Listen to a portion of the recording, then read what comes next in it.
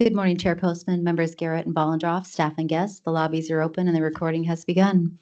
Thanks, Gretchen. Good morning, everybody. We'll convene the Washington State Liquor and Cannabis Board meeting for November 6th, 2024.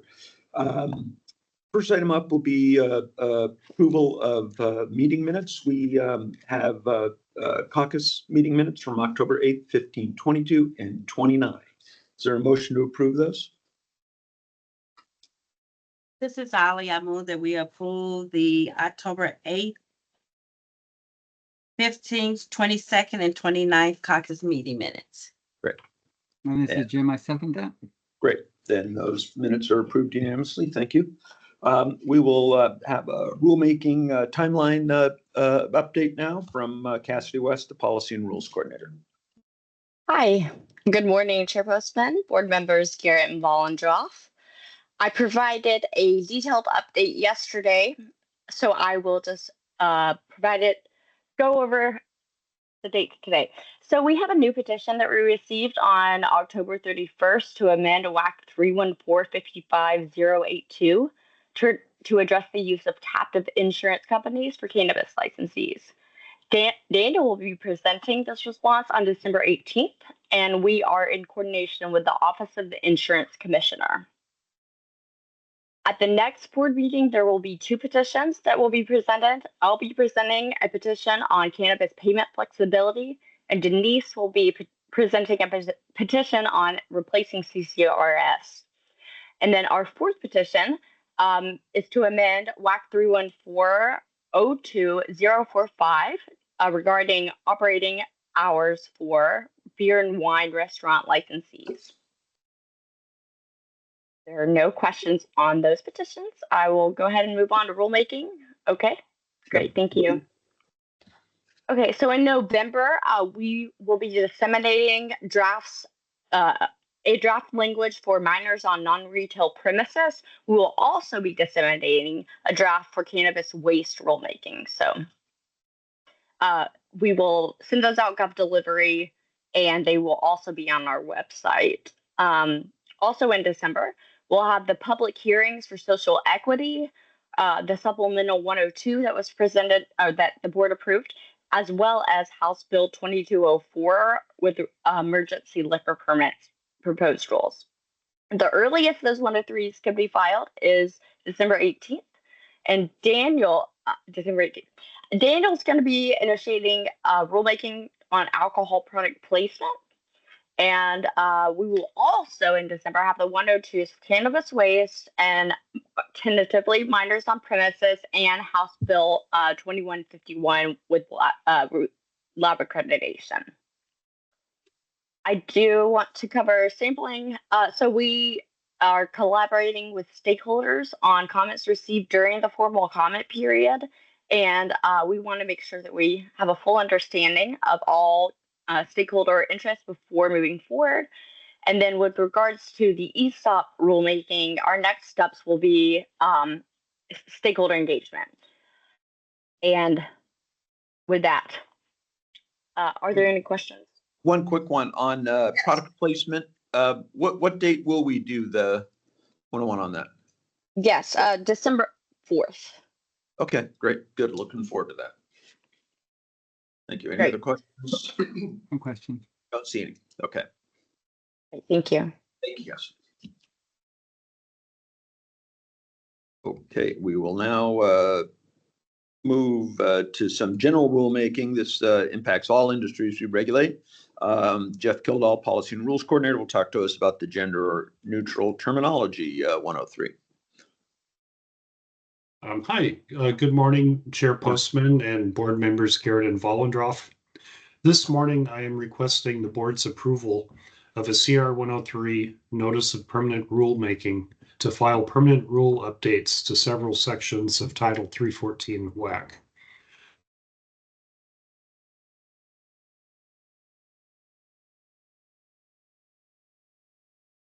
Into some of these rules. With gender neutral. Mr. Kildall, hold it. You froze for a second. Can you just rewind about 10 seconds and start again? Okay. I will. Thank you. Sorry about that. This morning, I am requesting the board's approval of a CR 103 Notice of Permanent Rulemaking to file permanent rule updates to several sections of Title 314 WAC. The purpose of this request is to update these rules to replace past instances of gender-specific language written into some of these rules with gender-neutral language reflecting modern standards of inclusivity and belonging. For background of how this project began, on May 8th, 2024, the board accepted a rulemaking petition requesting amendments to Title 314 WAC to replace gender-specific pronouns with gender-neutral language. In response, the rulemaking was begun in September 2024 to update these rules to reflect the petitioner's request. The rulemaking was initiated on September 9th, 2024 with a CR 105 filed as WSR 24-19-026. This rulemaking modernizes the rules of the LCB to reflect contemporary standards of inclusivity and ensures that the language used in regulatory documents is non-discriminatory and equitable for all individuals. The expedited rulemaking process under RCW 3405-353 was appropriate for this rulemaking, as the amendments are technical in nature with no effect on the meaning or application of the rules. Instead, they enhance clarity and inclusiveness of LCB's regulations and are expected to have no adverse impact on stakeholders.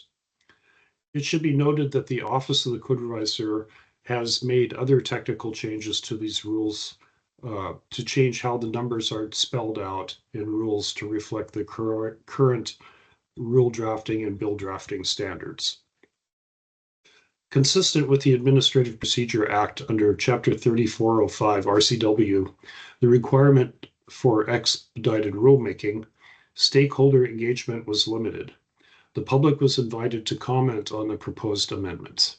Only one written comment was received during the comment period, but that comment was not relevant as it addressed cannabis rules, which are contained in Chapter 314-55 WAC. This chapter related to cannabis did not include any examples of gender-specific language related to this rulemaking project.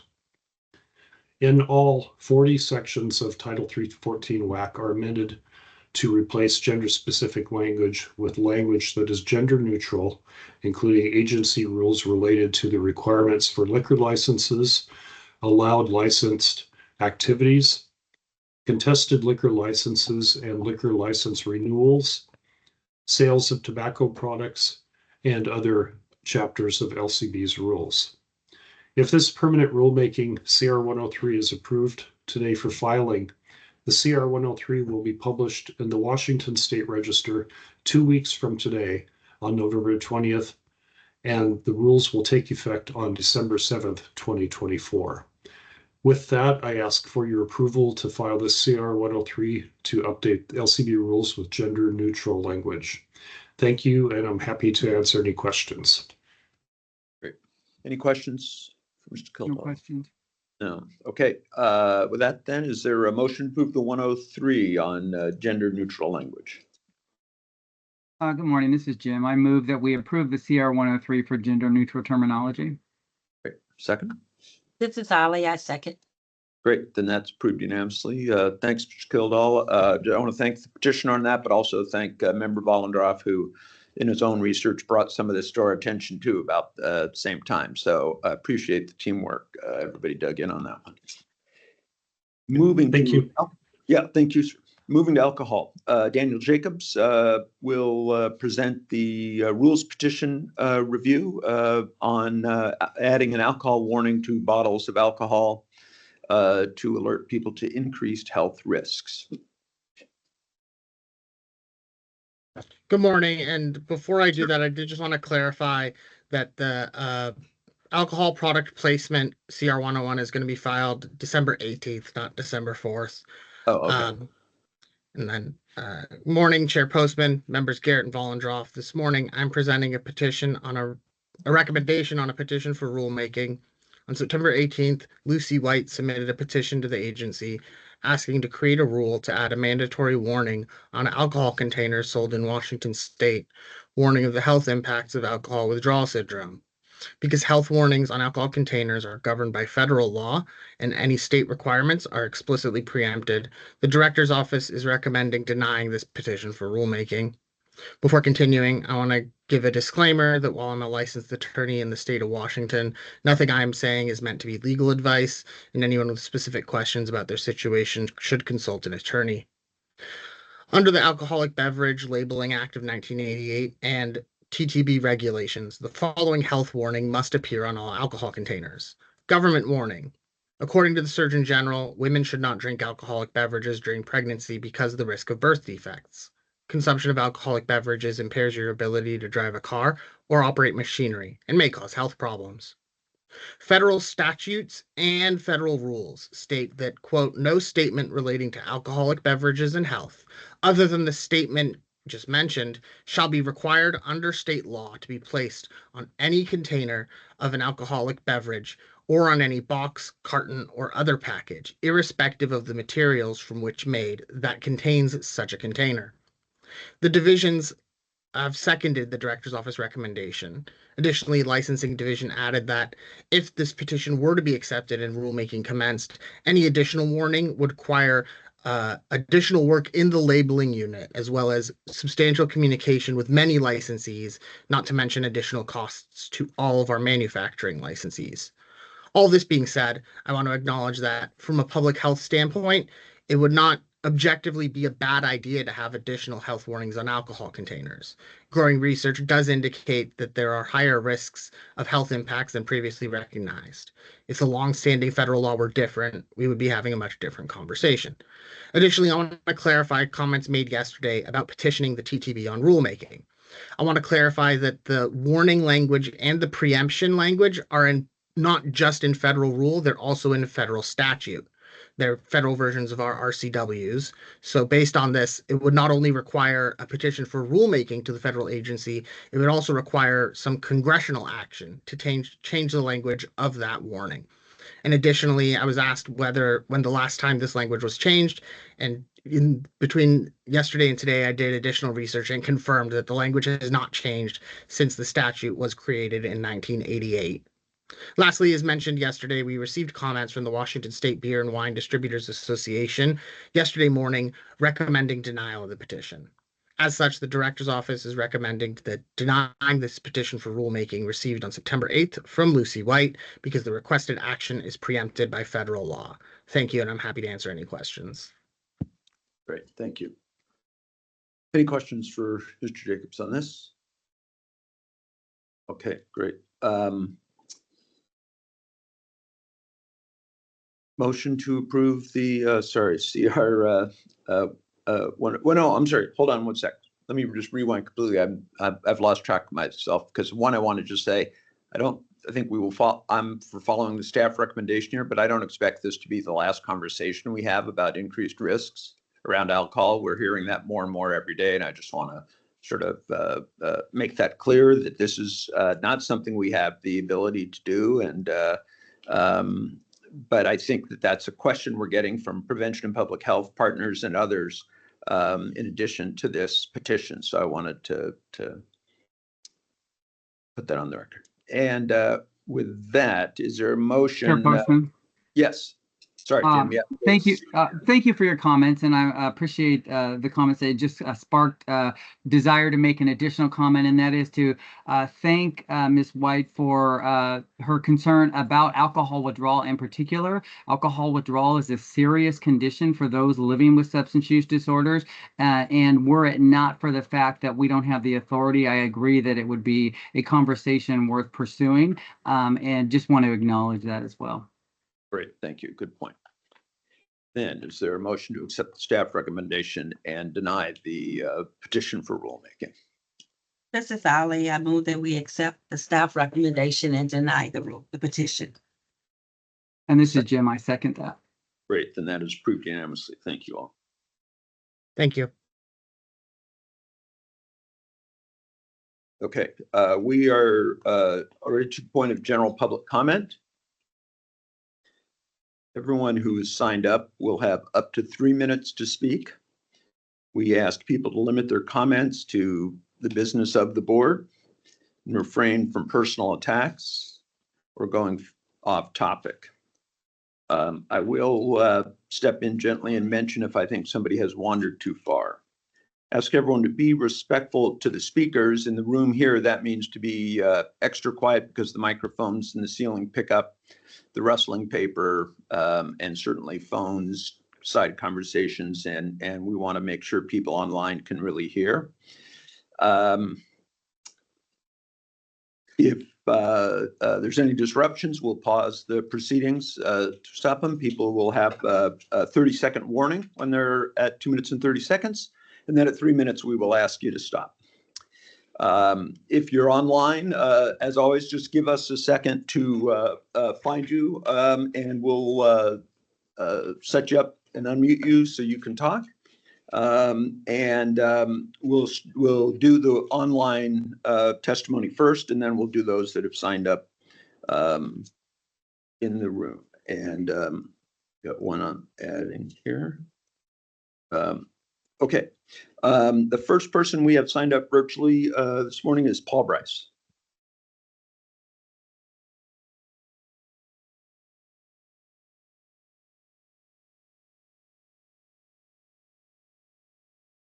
Not signed up. He's not there. Okay, we'll come back and check on him again. Then the next person signed up is Peter Manning.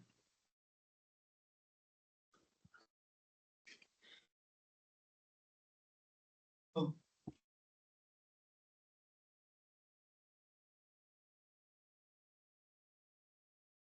You should be able to go ahead, Mr. Manning.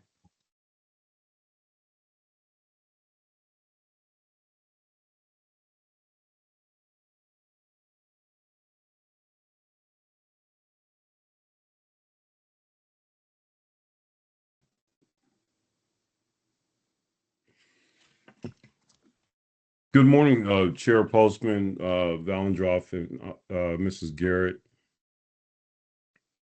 Give me a second. I'd first like to start off by saying that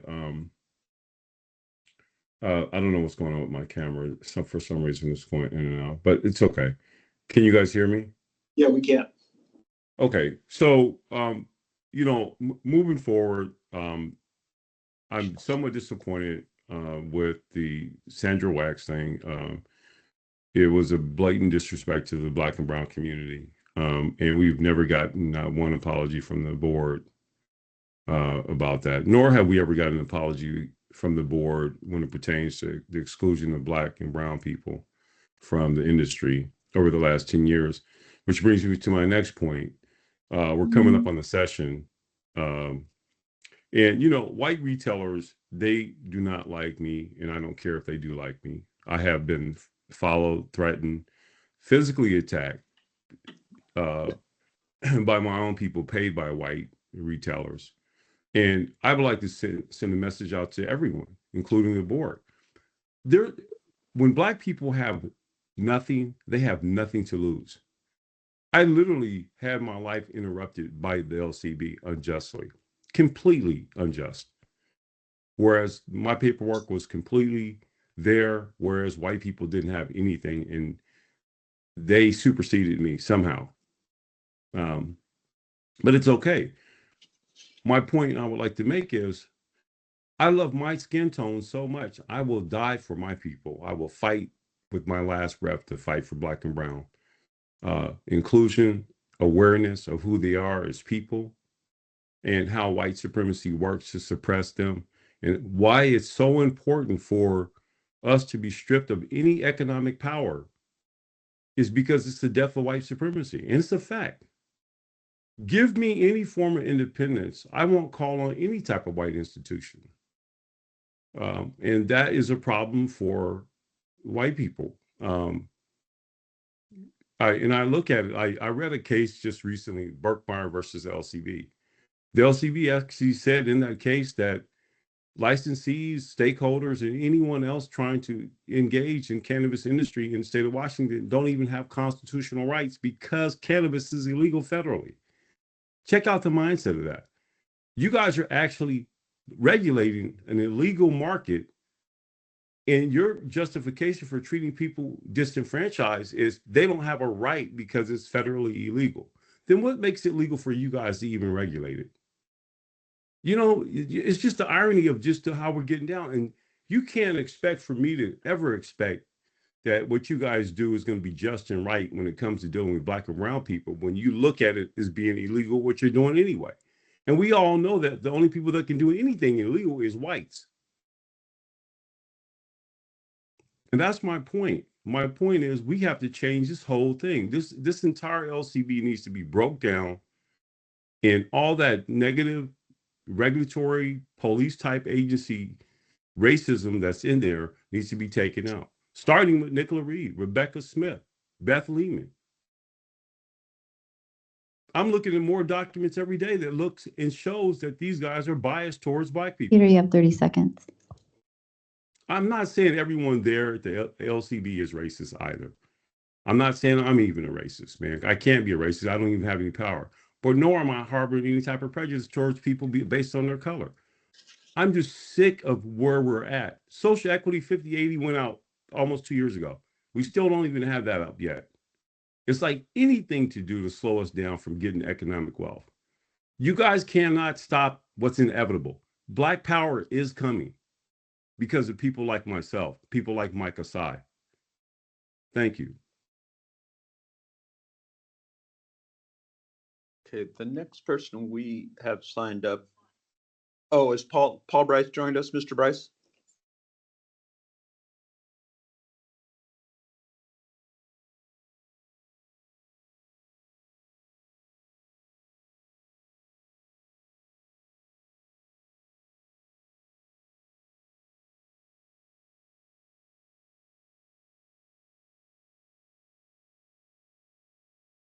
Yeah.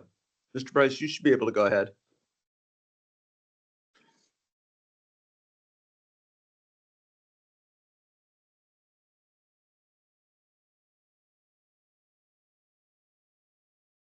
Yeah, you should just have to unmute yourself. I think we've cleared you at this end. Can you hear me now? Yes, sir. Yeah. Hello, Paul Bryce, owners Happy Trees, retailer. I just want to say, for all the time spent with the social equity task force and, really just trying to find friends that we can work with from LCB. Like, yes, you guys did a lot of wrongdoing. Yes, a lot of it is coming out, and just trying to see where you guys pivot to just know, hey, going forward, if this is who we're working with, you guys know what the intent, like there was no success to this program. Everyone's just trying to sit there and say, some Black people got this, but LCB knows that the way it rolled out, it doesn't have to be for Black or brown. So you guys will use the words, oh, isn't this what you guys want? Or this is for Black and brown. But you guys know you're not trying to make it better for the Black or brown community at all. Even this next round, the thought that we're telling you, that first round did not roll out right. So many conglomerates, so many multiple people got these licenses than the Black or brown community. Again, LCB, you guys will be the first to say, well, other states, they also aren't making it for Black or brown. Washington State had a chance to do something right here, hoping you guys would do something right. And, given the opportunity to try to attempt to do what's right for Black and brown, you guys will not do it. And it's absolutely just insulting, like how wrong you guys have been in the past. And when you have these chances to do something right, you guys just choose not to do it. Yet, the fact that these licenses, this next round is trying to get rushed out and it's going to go the way that this even first round went, clearly it's a failure. And I'm telling you loud and clear, it's been a failure. And to even try to rush this out till we have results, so studies coming back to see how effective this was, like the only thing we can hope for is for the next legislative cycle to sit there and say, hey, there was no justice for the reparations for the Black or brown most harmed, most affected community. It's just an insult. Again, I'm at another convention, cannabis convention. I guarantee you I can walk through there. Not a whole lot of Black or brown. That's just not the case. Anyhow, you all have a good day. You too, Mr. Price. Next person we have signed up, I believe is Michael Schmerhorn. Yeah. And he may be, well, why don't we, Christopher King also signed up and they may be co-located. Mr. King?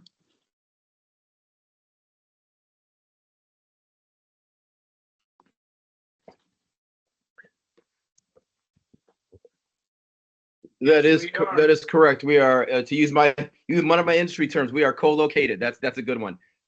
He's first. So Michael, why don't you have a seat here? Good morning. Morning. So my name is Michael Schmerhorn. In 2019, I was on my second attempt to register a cooperative and outside Anacortes, Washington, after finding out that we were 200 feet within a mile boundary. And we scheduled a hearing with you guys to an administrative hearing with Judge Bryant and Washington State Attorney General Penny Allen, and the hearing was scheduled on 2019 September 6th. The Interlocal Drug Task Force raided me on September 5th, 2019, stating that you had contacted them and told them that we didn't have a registration, a medical marijuana license or a registration.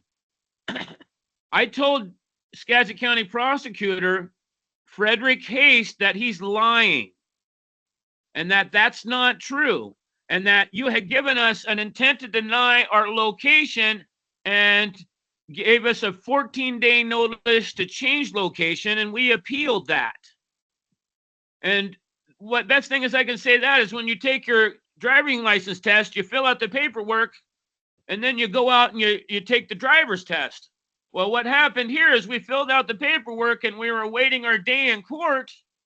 And you guys, they're saying you guys gave them information to have us arrested. Well, we're in the car with the driving examiner stating we don't have a license. And we think that's a violation of our constitutional rights of due process, and saying that we're guilty of something when we're not trying to be guilty. We're trying to fall in compliance in the registration process, and they interrupted it by arresting me. And well, when they put the handcuffs on me, my medical condition was so severe, caused the stoppage of my heart. My heart was resuscitated on the way to the hospital by thank God, by Skagit County paramedics. I want to say at this time, I have never had a problem with the Skagit with you guys. And I had even gone in and tried to register. Michael, you have 30 seconds. In person at the Mount Vernon office of LCB, and you guys had problems with your registration computers at the time, and they told us just to continue on. And during that period of time, we also tried to purchase 5 licenses, and the prosecutor's office used our failure to buy a commercial license as and use that Michael, information. that's your time. Okay, thank you. Anyways, I need a federal FBI investigation into this. Okay. Thank you for your comments. Then Mr. King? Hold on, I'm not starting yet. I know. Okay, thank you. You started, and I'll just okay. I'll hold. I don't want to be responsible for nothing else. Hold on.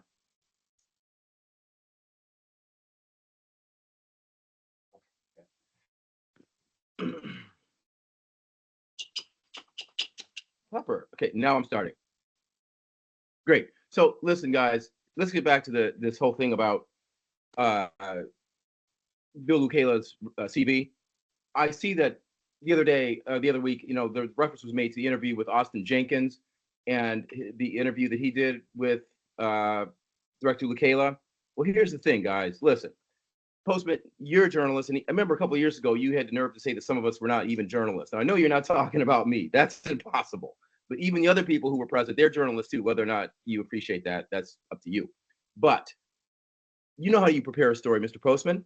You get the subject comes in this case, it's Bill Lucala. You look at, what do? You ask him for a CV, and you compare his CV with his accomplishments. You interview people from his past to see what's going on.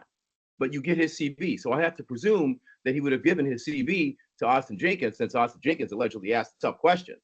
Nobody asks tough questions like a Kingcast does. But anyway, let's assume that happened, because that's the responsible way to do journalism, isn't it, Mr. Postman? Never mind. It's a rhetorical question. So since we know that it is, and we never got it, I mean, I never got it, that means that he's discriminating. He gave his resume to this guy, but not to me. But anyway, never mind. I have his resume. I have it in 2 parts. This is a story from Marpessa Allen, The Cannabis Industry's Missed Opportunity, Colorado's Social Equity Shortcomings. I have that one there, in which she states that despite the initial promise of providing economic opportunities and rectifying historical injustices, the reality is a far cry from this. It's as the years have gone by, it's become increasingly evident that the cannabis industry in Colorado is falling short in achieving its intended goals of social equity. CV page 1. Let's go to CV page 2. This one is the op-ed on Colorado's social equity marijuana rules serving big business. Big operators are taking advantage of the social equity criteria loophole. Isn't that like a familiar, that resonates familiarly to what we have here, okay? Multi-store owners are monopolizing a licensing resource because they have capital, clout, and currency to completely dominate the market using a program meant to decrease harm. It's an outrage being done in the name of a movement that's not even currently sufficient for those who is meant to reach. This means exactly what you think it means. Big operators are taking advantage of the social criteria equity loophole, being issued licenses and not utilizing social equity businesses in their operational day-to-day. Okay, it's like the blackface that Ian Eisenberg does, put the black guy up front in the store. Everybody thinks everything's Christopher, you have 30 seconds. Okay. Next, I'm going to turn to the resume of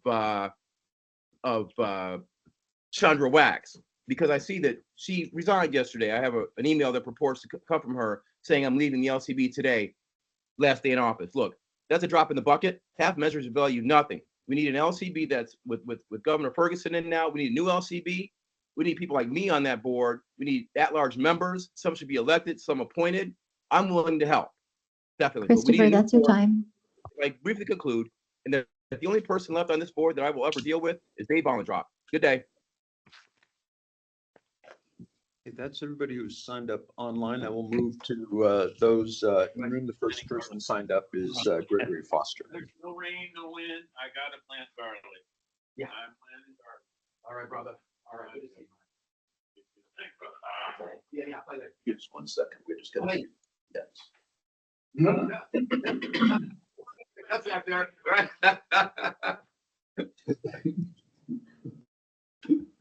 Hold on, Mr. King, we can still hear you, just so you know. We're trying to That's finish at our end. I know you'd enjoy it, but we're gonna try to fix this here. Well, it wasn't intentional. Mike just I had know. a bag of cashews, and I told him not to leave the nutsack here, but Yeah, thank you. Thank you for repeating it more clearly for us. Appreciate that. indeed. But yeah, I want the CB, guys. That's what happens. You know, we should have his CB, and I don't understand why that's not happening. It doesn't make any sense. That's all. I don't want to extend my time too long.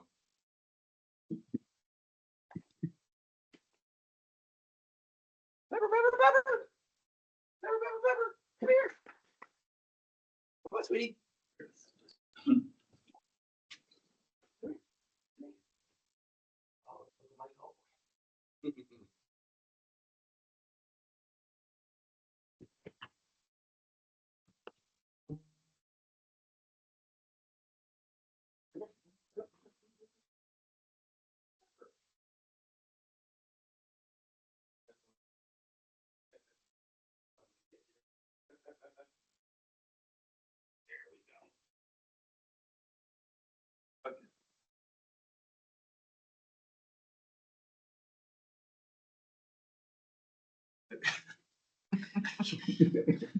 Now we can see you, so we can't hear you. I'm sorry. So we'll just give our regards to your pup there. Cute pup. Appreciate that. Okay. Mr. Foster, it's all yours. All right. Well, good morning, folks. Gregory Foster with Cannabis Observer. It's good to see you all. So today The agency will be participating in a public hearing with the Joint Legislative Audit and Review Committee, I-900 Subcommittee, regarding follow-up audit report on the history of traceability and implementation of traceability here in Washington State, and the agency's oversight of the cannabis industry through those technological means. And that's a subject I've been really directly involved with through stakeholder work groups and things like that over the years since 2018. In fact, I testified to the subcommittee in 2018 on the first report. So, so we'll see you all there this afternoon, and wanted to just jump to the recommendations that I'm going to be making in my testimony today. So, in line with the auditor's recommendations, and understanding that CCRS is here to stay for the foreseeable future, with the earliest estimate of a change in that platform at 2031. So changes are going to have to be made in the interim time, certainly to meet any of the recommendations of the auditor. So my first recommendation is that we move CCRS from a file upload system to an API, which, you know, I actually had to look it up. The first API ever released was in 2000. So not necessarily a new technology, but it would enable real-time feedback and update of data, which are problems that the auditor pointed out. The other thing I want to recommend is that number 2 is to leverage and incorporate the Cannabis Integrators Alliance data schemas. So after we went to CCRS, the agency system was no longer facilitating the transfer of data between licensees about transactions. So we had to create that on our own. And so there exist custom schemas. Gregory, you have 30 seconds. Thank you, Gretchen. For that purpose, which have been enabling the industry to operate for the last several years. So you could be participant in that network and taking that data in already in a format, validated, et cetera. And then the last thing, investigate why Metric was not awarded the contract in 2017. They were the apparently successful bidder, and that went back and went to MJ Freeway. Go back and look at that. Why did that happen? Thank you. Okay, next person we have signed up is, I think it's Kayon Garrett. Do I have your name right? How you guys doing today? Good morning. Hey, I'm fairly new to the social equity program. When I first started up, signed up with Mr. Sammy Side, I was excited. I still am excited, but it's just been a lot of little roadblocks, like perhaps say with finding a location. The location seemed like the parameters are like the 1,000 feet rule and the 500 or whatever. It feels like every place that I find is like 975. It's like I find a place and then I just can't. It's like, if you guys could be more lenient on that. I don't know. I've known Sammy South for years, and Sammy's been a good friend, you know. Been back and forth in the community, South Seattle. I'm from the central area, like Garfield High School, and he's helped me with like mixed martial arts and certain different things. You know, he's a really good guy, you know, I would like to say that. But if we can stay focused on the agenda, I would appreciate if we could just come together and work a little better together, because I'm kind of like mentally drained just riding around looking for places, and it's just, it feels like it's unfair, but I think there's a hope somewhere, you know what I'm saying? But I would love to try to do a little better. So I'm not a very great speaker, but I really would appreciate if we could do better with the associate with the Black and Brown community, so we could all come together and just, you know, my community struggle right now. And I work for the Boys and Girls Club, and, you know, I'm on the south side of Seattle, and I've been telling them all about my business is going to open up. Now I'm looking for a place. I lost my job, so I need to find ways to accumulate some money so I could take care of myself. You know, I'm driving around looking for these places. I'm just spending money on gas and a whole bunch of stuff. So that's all pretty much I have to say. I want to thank you guys though for the opportunity, and hopefully we can come together and do better. Great, thank you. Appreciate your comments. The last person we have signed up I is, just can take the additional minute you have because no, you have 3 last minutes, time, Mr. Todd. no Mr. 3 problem. minutes, And whenever you start. I'll we'll start. have respect, but I seen in the board here, a lot of people, they came and speak for other people as well. I represent Sudanese American Justice and Equity Association. We are thousands of us, and we made the changes, and congratulations for Republican. That's why we did not vote Democrat, and we encourage everybody to vote Republican. Good luck, Donald Trump, and that's the person he represents. My name is Sami Saad. I'm the first pioneer in Washington State, born in medical cannabis. And unfortunately, they called me in 2016, 17. They say, Mr. Abdullah, you need to withdraw your application. After they lied to us, they say, we're going to give this for the first pioneers. Me getting a license now, and Kian, like he said, Kian is a good friend, and another one, and another one. I met them in Rainier. I teach mixed martial art, and I donate, and we have a detail shop there. And I own a different business. I'm a general contractor. I own a hauling business. And he worked for Boys and Girls Clubs, and I teach a lot of people. A lot of people, they sad. They said the LCB lied to them. Play game. You guys, we've been disrespected by not being listened to. They have me in King 5 News as community fatback, Sami Saad, and after that they spoke about war and drugs. So really, they want to use Sami Saad to speak about war and drugs. And earlier, Eli Garrett told us, and Kevin, he used to work for you guys, he said, we're going to have additional license for the pioneers, those people being forced out. No pioneers get a license. Me getting, it don't mean the pioneer get. I told Mr. Jim, he said, this is how we're going to accept. I said, if it's this, it's not fair for those people. But for me, I'm overqualified for this license. It is sad still we don't see those pioneers. The other thing is to lunch. This is very important, need to address. Lunch, they give me a fake email. And they give me a hard time because I request to share the grant with everybody, and I did not get my funding yet. And now they want to ask me what we want to ask you about the other funding. We didn't start anything yet. Give me my funding. They lie. They give me 2 emails. Monica disrespected me, said, "Do not call us ever again. If you have anything, email us." 2 email is wrong. I congratulate you guys with Lukaila. I wish him the best. I have a meeting with him tomorrow. The community, all of them. The Black community, they say, hey, there's no changes going to happen. Sammy, you have 30 seconds. But now our community, they say, try. And a lot of people, they say, try. Some older people, they say, try. Maybe he's a good man. Maybe he'll do changes. Maybe the problem is not Eli Garrett. Maybe it's not Jim. Somebody disconnect, but this is over and over. It became like a song. It's just like a rap song. I don't know how to rap. I'm a mixed martial art and a community helper. I help people. I don't feed my family from this. If my mama died, I'm fighting for this. I lost my son. That's mean murdering me, taking my shop, not giving equal. People getting 5 Sammy, shots. that's your time. One, this is not equal. We can't find location where. Thank you. It's Appreciate not your fair. comments for that. Thank you. And that's the last person we have And signed up. And as of that, we are adjourned. yeah, Mr. Dean, this is need to be addressed about the email with lunch. Is that addressed to Department of Commerce then? Yeah, I went to